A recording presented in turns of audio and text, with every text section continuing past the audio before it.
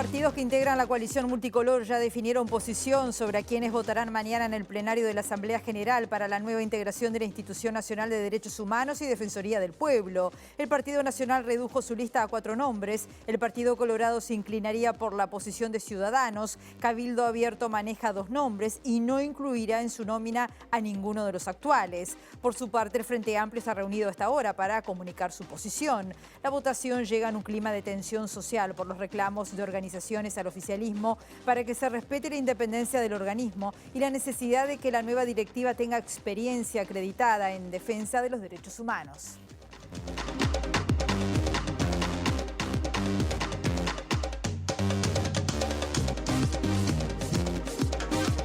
¿Qué tal? ¿Cómo están? Bienvenidas y bienvenidos a MBD Noticias. Comenzamos el informativo desde Montevideo con 13 grados a esta hora y según Inumet va a seguir con un cielo algo nuboso y con periodos de nuboso la tarde y la noche y vamos a llegar a una máxima de 16 grados. Estamos viendo como siempre algunas de las cámaras del Centro de Gestión de Movilidad de la Intendencia de Montevideo. Hay media calzada en la calle Víctor Aedo entre Requena y Juan Polié. Esto va a ser hasta el próximo viernes. O por ejemplo hay una obra vial que está afectando el tránsito en Avenida de las Instrucciones entre Camino Casavalle y Antillas. Esta obra se va a extender hasta el 15 del presente. Y ahora compartimos otros títulos.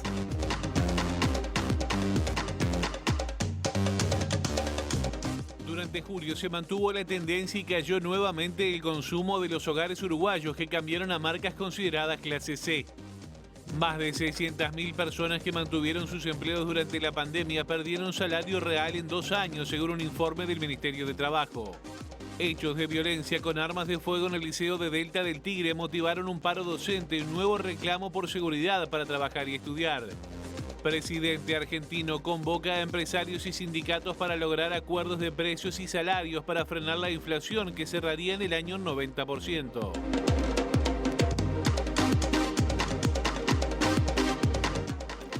Comenzamos el informativo contándoles que un documento oficial desmiente la versión de la dictadura sobre el procedimiento que culminó en el homicidio de las muchachas de Abril. La dictadura intentó establecer que las jóvenes tenían un poderoso arsenal, pero el parte de incautaciones solo detalló 2 revólveres calibre 38 sin referencia a granadas ni tampoco a ametralladoras. Procesamiento del general retirado Juan Modesto Rebollo por el homicidio de las jóvenes Laura Rayo, Diana Maidanic y Silvia Reyes en abril de 1974 reavivó las críticas al accionar del Poder Judicial en causas por derechos humanos. Los senadores de Cabildo Abierto y otros legisladores oficialistas cuestionaron el procesamiento bajo el argumento de que la muerte de las jóvenes se produjo en un enfrentamiento armado. Esa fue la versión relatada por la dictadura y por los militares que declararon en la causa, incluido Rebollo. En efecto, el boletín de la Oficina de Prensa de las Fuerzas Conjuntas, emitido el 22 de abril de 1974, dice que al ingresar a la finca fueron recibidos con disparos de varias armas y que las jóvenes lanzaron granadas de mano de procedencia argentina. Al apreciarse la peligrosidad y el poderoso armamento que poseían los delincuentes, se decidió agotar todos los medios para someterlos, dice el documento militar. Sin embargo, el parte consolidado de material incautado que elaboró el Servicio de Información y Defensa esa noche desmiente la existencia del poderoso arsenal. Allí se establece que en la finca de Ramón de Santiago 3086 solo se incautaron un revólver Taurus y un revólver Colt, ambos calibre 38. En ese contexto, el dictamen del fiscal Ricardo Percivali establece que el operativo se realizó en la noche y sin orden judicial y que la muerte es resultado de un accionar ilegítimo del Estado. Más allá de si las jóvenes resistieron o no el allanamiento, lo real es que éstas fueron ejecutadas, si se quiere masacradas, cuando se encontraban acurrucadas en una zona donde no podían efectuar resistencia alguna. Seguimos en tema porque el colectivo Crisol se reunió con el fiscal de Corte Juan Gómez para reclamar el cumplimiento de la sentencia de la Corte Interamericana de Derechos Humanos por los crímenes justamente de las muchachas de Abril, Oscar Tassino y Eduardo González González. En este marco, Crisol valoró el compromiso del jerarca de fortalecer la Fiscalía Especializada en Crímenes de Lesa Humanidad. Por parte del fiscal Juan Gómez, hubo una respuesta positiva en el sentido de plantear que, bueno, que dentro de las posibilidades, las limitadas posibilidades que tiene la Fiscalía, daba los recursos que el fiscal Percivale reclamaba, También él insistía que los recursos con los que cuenta la Fiscalía son bastante limitados. Debería considerarse además de manera especial esta Fiscalía. No es una Fiscalía cualquiera, es una Fiscalía que investiga los peores crímenes cometidos en Uruguay, que lo hace con una dificultad enorme desde el punto de vista práctico de juntar pruebas, de juntar elementos de prueba. Estamos hablando de crímenes cometidos hace 40, 50 años, donde además los perpetradores de esos crímenes han hecho un pacto de silencio que no se quiebra. Entonces, evidentemente el trabajo de la Fiscalía Especializada es un trabajo extremadamente complejo, ¿no? El Sistema de Naciones Unidas en Uruguay expresó en un comunicado la necesidad de garantizar los estándares internacionales en el proceso de elección y nombramiento del Consejo Directivo de la Institución Nacional de Derechos Humanos para el periodo 2022-2027 y allí menciona la importancia de salvaguardar su independencia formal y también funcional. En el comunicado de Naciones Unidas se destaca la labor de la Institución Nacional de Derechos Humanos y Defensoría del Pueblo como gran activo para el país en materia de derechos humanos, mencionando que la institución es considerada de referencia internacional. Dada la relevancia que el proceso de selección y nombramiento del Consejo Directivo tiene, Naciones Unidas recordó que la normativa nacional tiene como requisitos la experiencia y notoria versación en materia de derechos humanos o una alta autoridad moral. En tal sentido, menciona la importancia de salvaguardar la independencia formal y funcional de la institución. Por otra parte, desde la Asociación de Expresos Políticos de Uruguay, CRISOL, enviaron una carta al presidente Lacalle Pou solicitando que se respete el proceso de selección, la letra y el espíritu de la Ley 18.446 que creó a la institución. Asimismo, señaló la importancia que se cumpla con la recomendación legal de mantener la mayor continuidad posible, apelando a la reelección de la doctora Mariana Mota y del doctor Willer Tyler. Justamente sobre este tema, son horas claves muy importantes en el Parlamento, se están decidiendo cuáles van a ser las nuevas autoridades en este tema. Estuvo y está trabajando nuestro compañero Mauricio Pérez. ¿Cómo estás, Mauricio? Buen mediodía para ti, bienvenido. Buen mediodía, Rosina. Como tú decías, es una intensa jornada aquí en el Parlamento previendo lo que va a ser la votación de mañana cuando la Asamblea General define a los 5 integrantes de la Institución Nacional de Derechos Humanos. Decimos intensas jornadas porque hay diversas reuniones interpartidarias para definir los candidatos que se va a proponer cada sector político de cara a lo que va a ser la votación, pero también reuniones previstas de la coalición de gobierno y seguramente entre la coalición y la oposición, el Frente Amplio, para definir cómo va a ser la votación. El objetivo de la coalición de gobierno es que los 5 candidatos salgan con el voto unánime de la Asamblea General, pero todavía hay diferencias internas y muchas negociaciones para surcir y que efectivamente eso se concrete. De momento hay algunos nombres que comienzan a definirse. Por el lado de Cabildo Abierto se va a insistir con la candidatura del doctor Bernardo Legnani, propuesto por el senador Domenech. En tanto, por el Partido Nacional están surgiendo 4 candidatos, de los cuales van a surgir 2 nombres. Esto será a partir de una reunión que se está teniendo en estos momentos y que va a continuar durante la tarde. Está previsto que el Partido Nacional evalúe los nombres de Javier Palumo, del doctor Santiago Ruete, de Carmen Rodríguez y también del presidente del Comité Central Israelita, Marcos Israel. De esos 4 nombres, el Partido Nacional ofrecería o pondría sobre la mesa 2 candidatos. Por el lado del Partido Colorado, la discusión está entre Jimena Fernández Bonelli, presentada por la senadora Carmen Sanguinetti y Manos Veneruguayas, y también por Gloria Robaina, que fue presentada por el diputado Marne Osorio y por Gurises Unidos. En este caso estaba previsto que sobre las 10 de la mañana hubiera una reunión de la bancada del Partido Colorado para definir cuál sería el candidato de esa organización política. Sin embargo, esa reunión no contó con participación de ningún integrante del sector vallistas ni tampoco de representantes de la tercera vía. Estaba previsto que en esa reunión se definiera por mayoría la candidatura de Fernández Bonelli, pero eso todavía está por dilucidarse de acuerdo a lo que nos decían fuentes del Partido Colorado. Desde el sector vallistas, uno de los argumentos para insistir con la candidatura de Robaina radica en que Gurises Unidos es parte de las organizaciones que integran y que participan activamente de la Institución Nacional de Derechos Humanos, cosa que no sucede con la organización Manos Ven Uruguayas. En cambio, por el Frente Amplio está reunida en este momento la bancada de legisladores, tanto de la Cámara de Senadores como de la Cámara de Diputados, para definir los candidatos. Sobre la mesa varios nombres. Por un lado, está la continuidad de lo que serían Mariana Mota y Wilder Tyler, y también los nuevos nombres que surgen son los de Jaime Saavedra y el exdiputado Daoiz Uriarte. En este caso, la bancada va a tener que definir los criterios sobre cuáles son los objetivos que se pretenden para este periodo, si la continuidad con el trabajo que se viene realizando, lo que generaría una elección o un acercamiento hacia la propuesta de la candidatura seguramente de la ex jueza Mariana Mota, y en el caso de que se defina políticamente por otros candidatos, allí podrían surgir Jaime Saavedra y Daoiz Uriarte. Lo que está definiendo también la bancada del Frente Amplio es cómo se va a definir la votación, si se van a acompañar candidatos que no hayan sido presentados por organizaciones sociales. De momento es lo que se quiere hacer, acompañar con su voto solo candidatos presentados por organizaciones sociales, lo que podría poner en riesgo la negociación entre la coalición de gobierno y la oposición. Por otro lado, desde Cabildo Abierto se asegura que no se votará por ninguno de los candidatos que integran la actual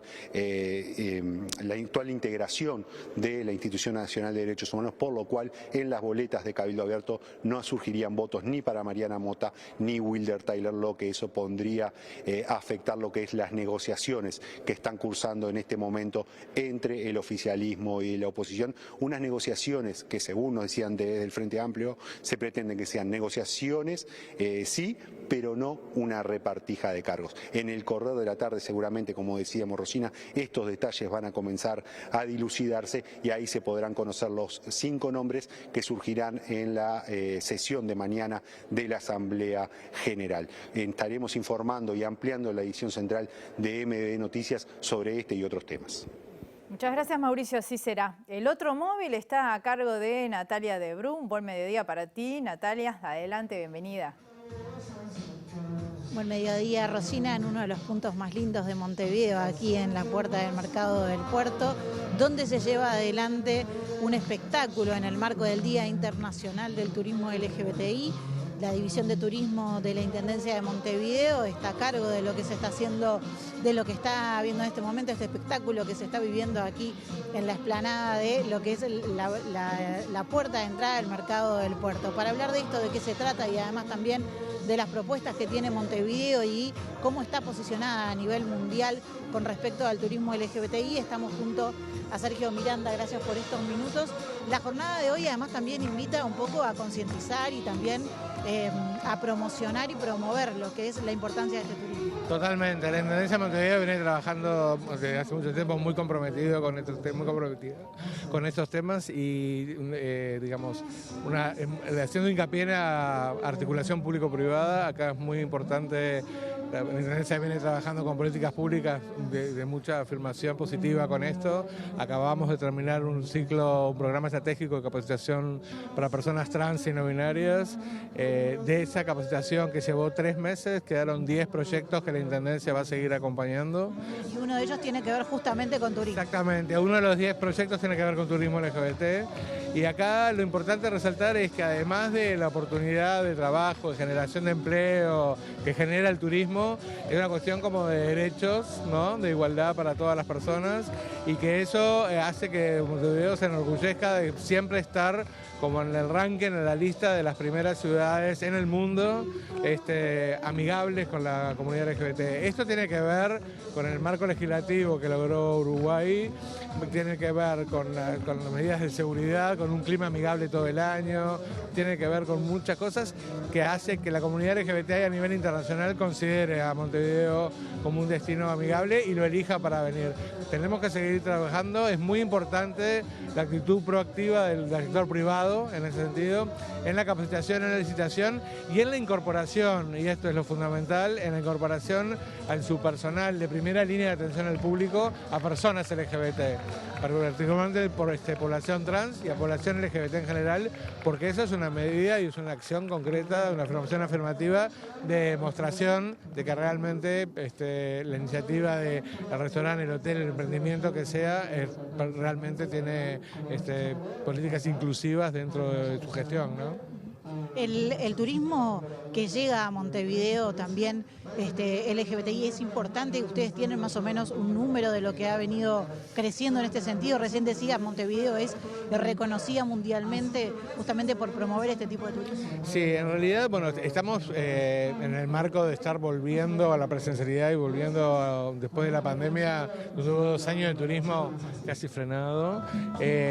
Por suerte se está reactivando y a buen ritmo. A nivel mundial, incluso hasta la Organización Mundial de Turismo, ¿no? Anunció que dentro de los sectores que más rápidamente se van a activar, uno es el turismo LGBT. Esto tiene que ver con muchas cosas. Es un turista que viaja varias veces al año.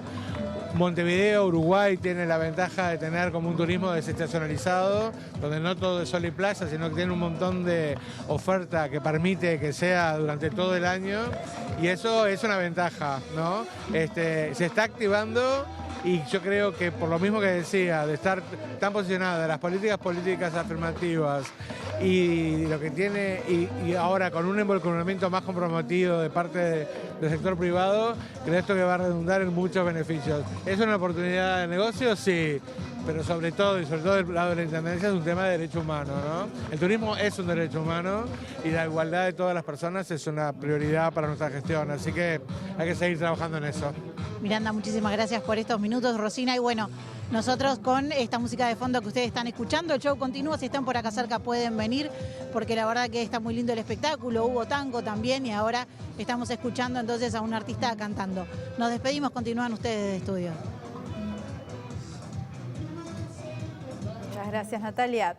Les contamos que un informe del Ministerio de Trabajo y Seguridad Social difundido este martes reconoce que 72,6% de trabajadoras y trabajadores formales, más de 600.000 personas, tuvieron pérdida de salario real. El documento fue elaborado por la Unidad de Estadísticas, tomando como base los convenios colectivos de los consejos de salarios entre julio del 2020 y julio del 2022. El sector más afectado involucra a 10,8% del empleo formal, unas 92.136 personas, cuya pérdida de salario real fue superior a 4% en los últimos 2 años. Están vinculadas a los rubros más golpeados por la pandemia: comercio, servicios y transporte. Por su parte, para 193.127 personas que representan el 22,8% del empleo formal, la caída del poder adquisitivo es de entre 2,6 y 4%. Este grupo está mayoritariamente concentrado en otros rubros del transporte, la enseñanza en general y los medios de comunicación. El informe del Ministerio identificó un tercer grupo con pérdidas de entre 1 y 2,6% del salario real en 2 años, abarcando a 100.539 personas, 11,9% de la población empleada, en algunos subgrupos del comercio, del transporte y servicios de acompañantes. Otras 228.587 personas, 27% de las que mantuvieron el empleo entre julio de 2020 y julio de 2022, perdieron menos de 1% del salario. Esto se dio en algunos sectores rurales: la construcción, metalúrgica, supermercados, sistema financiero y medicamentos.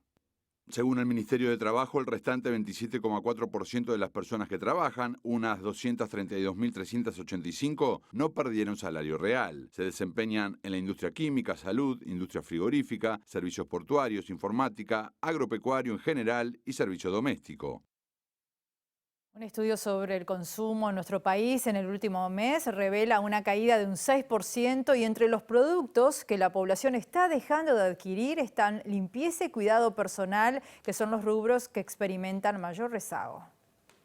Lo segmentamos por lo que es alimentos, bebidas, cuidado personal y limpieza. Las categorías que más están teniendo caídas son cuidado personal y limpieza. Si bien fueron las categorías que en pandemia tuvieron un mayor pico de ventas, luego en el 2021 ya los volúmenes estaban por debajo del año anterior, que habían tenido una meseta, y ahora no han logrado recuperar.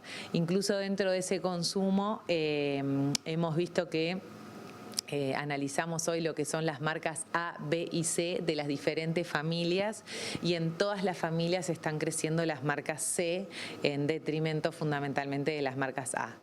El radar de mercado, que estudia una base fija de 1.500 locales comerciales, confirma una caída de las compras de enero a julio de un 5% con respecto al mismo periodo del año 2021. En Montevideo, las zonas donde ha disminuido mayormente el consumo son las más alejadas de la costa. Se está yendo hacia productos más económicos en detrimento de los productos caros. Este comportamiento lo hemos visto en todo lo que es el interior del país, que lo estuvimos segmentando por zona. Otro punto adicional en cuanto a comportamientos del consumo que vimos es en las categorías analizamos que se está dando un crecimiento de los tamaños grandes también versus los tamaños pequeños, sé que están comprando tamaños grandes que son más económicos en general. Vamos a volver al Parlamento, siguen surgiendo novedades de muchos temas. Allí está Mauricio Pérez. Adelante, Mauricio. Así es, Rosina. En la jornada de hoy trascendió que el senador Juan Sartori presentó un recurso ante la JUTEP para evitar la presentación de la declaración jurada de su cónyuge ante el organismo, lo que está previsto en la legislación vigente de las normas anticorrupción. En este marco estamos con Eduardo Brenta para consultarlo sobre cómo evalúa el Frente Amplio la presentación de este recurso y qué medidas se pueden tomar al respecto.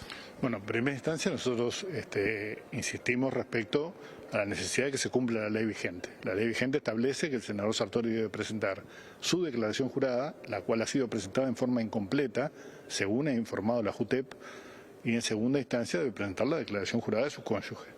Este recurso de inconstitucionalidad nos sorprende porque esta ley fue votada hace 24 años en este Parlamento por unanimidad en el gobierno del doctor Sanguinetti, que fue quien impulsó la norma y fue luego apoyada por todos los partidos. En todo caso, exoneraría a la cónyuge, si fuera cierto, pero no a su propia declaración, que es absolutamente incompleta. Aquí estamos hablando de un hecho de corrupción, ¿verdad? O sea, estamos hablando de una norma que previene la corrupción, por lo tanto es una norma muy importante en un mundo donde los hechos de corrupción han hecho caer gobiernos, ¿no? Por lo tanto, nos parece que esta persistencia, digamos, en eludir la responsabilidad que el senador Sartori tiene, que además está acompañada por una ausencia de toma de decisiones de la vicepresidenta de la República, que debería haber operado ya aplicando la ley y reteniendo el porcentaje del salario correspondiente al senador Sartori como establece la ley. Eso le iba a preguntar. La omisión de presentación de las declaraciones juradas implica responsabilidades. ¿El Frente Amplio va a exigir que se cumpla esa disposición? Sí, nosotros ya lo hemos exigido públicamente por todos los ámbitos correspondientes. No hemos encontrado una respuesta de parte de la vicepresidenta de la República y en materia de responsabilidades políticas del Partido Nacional, porque el senador Sartori fue electo por el lema Partido Nacional y el presidente del Partido Nacional y el directorio del Partido Nacional no han tomado ninguna acción respecto a este hecho. Por lo tanto, nos parece extremadamente grave que se persista en esta situación y se plantea ahora recursos de inconstitucionalidad cuando hace un año la JUTEP le está exigiendo al senador Sartori el cumplimiento de una norma que es válida para todos los funcionarios públicos. Si esta norma se altera, en realidad ningún funcionario público declarará absolutamente nada y Uruguay verá comprometida su imagen internacional en lo que tiene que ver con los hechos de corrupción que puedan producirse a nivel de cualquier ámbito de la gestión de gobierno. Por tanto, nos parece que primero hay que aplicar la ley vigente, luego se verá los recursos planteados. Esto perfectamente puede ser descartado por la Suprema Corte de Justicia y nosotros vamos a tomar la iniciativa política de plantear a nivel del Frente Amplio y por lo tanto a nivel de todos los partidos y esperamos que todos los partidos en una norma que atiende y ataca los temas de corrupción nos acompañen en el sentido no solo de que se produzca la retención del salario, la mitad del salario del legislador, sino que además se impida su candidatura en la próxima legislatura, porque nos parece que estas normas deben ser absolutamente drásticas en defensa de cualquier acto que pueda ser teñido de corrupción. Senador Eduardo Brenta, le agradecemos estos minutos con MBD Noticias. Como decíamos, reacciones políticas ante el surgimiento de la información de que el senador Juan Sartori recurrió lo que es la presentación de la declaración jurada de su esposa, de su cónyuge. Rosina, volvemos con ustedes. Muchas gracias, Mauricio. Entre tanto, les contamos que trabajadores del Hospital de Maldonado difundieron imágenes y audios sobre el estado en que se encuentra el edificio, denunciando falta de insumos básicos y la clausura del bloque quirúrgico durante el fin de semana.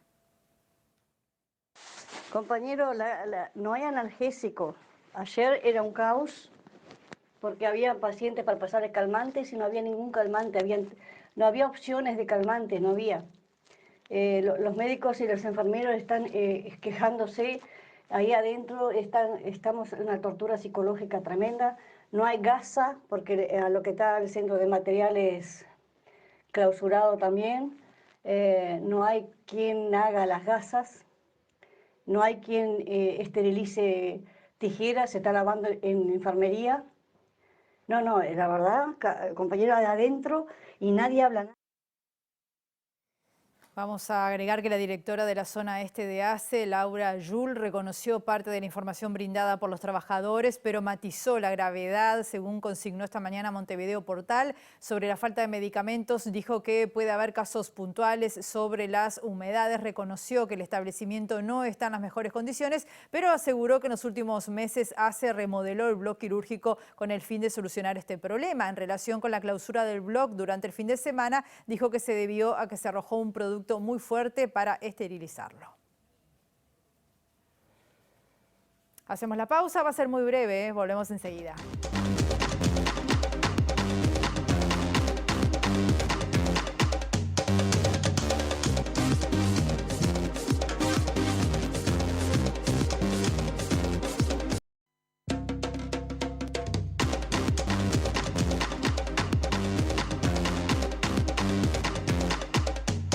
Segundo bloque de MBD Noticias. Continuamos con el informativo desde Montevideo con 14 grados a esta hora y les contamos que la Unión de Trabajadores del Hospital de Clínicas realizó hoy una asamblea con paro sin afectar urgencias y emergencias en reclamo de mayor presupuesto en el marco del proyecto de rendición de cuentas que está a estudio en el Parlamento. El gremio asegura que no se está teniendo en cuenta la necesidad de más recursos humanos que tiene el hospital y el rol de este centro en la atención en salud a la población.